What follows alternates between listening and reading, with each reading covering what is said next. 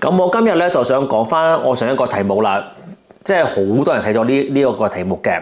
咁咧我就想講下點解你一定要熄咗嗰個嘅控制中心，因為咧無論如何你點樣講都好，熄咗你個 GPS，熄咗你個 WiFi，熄咗你嗰個嘅流量嘅話咧，你其實咧係點樣咧都揾唔翻我呢部電話嘅。當你部機唔見咗，我係一個賊，我將呢三樣嘢熄咗佢嘅話咧，你用翻埋 iPhone 都嘅話咧，都做唔到嘅。咁好多人就話啦，喂，我要翻埋 iPhone，即係我要嗰個控制中心開到嘅話咧，咁我就可以隨時拉落嚟就做其他啲嘢。喂，但係你記住喎，如果我真係唔係一個好人，偷咗你部機嘅話，我真係可以乜都做得到嘅喎，係咪？咁你係其實唔想有呢個嘅情況。咁啊，同埋咧，我見到有一個嘅 fans 咧就話，喂，我點樣開電筒咧？我通常咧就拉落嚟就開到電筒啦。咁咧，我而家咧今日就會教你呢一個題目啦。仲未撳 subscribe，快撳 subscribe 啦。咁我就即將開始。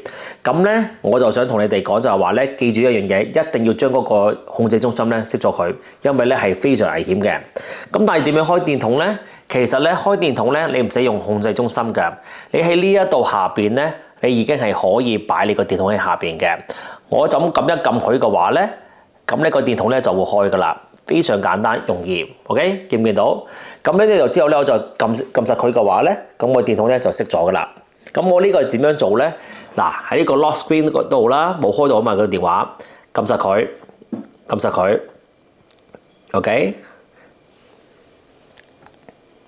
咁咧就之後咧，你就見到咧 customize， 你見到下面呢度掣，撳咗呢個下面呢個掣之後嘅話咧，你要見到咧個好似一個 minus 咁樣嘅。咁咧，我而家咧就撳呢個掣啦。咁咧，你見到個加字啦。咁咧，而家咧，你係擺乜嘢嘅嘢喺裏邊都冇問題。OK？ 咁要你電筒嘅話，咁你咪揾個電筒咯。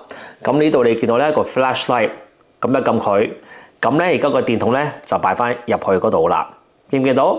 咁呢一個方式咧就係點樣可以將你嗰個電筒咧就擺入去嘅。OK？ 唔使用控制中心噶啦。喺呢度你就可以做到其他啲嘢啦，唔使解碼都要開到電筒啦。希望咧呢集幫到你啦，撳 subscribe 啦，撳鐘仔啦，下一集再見到你，拜拜。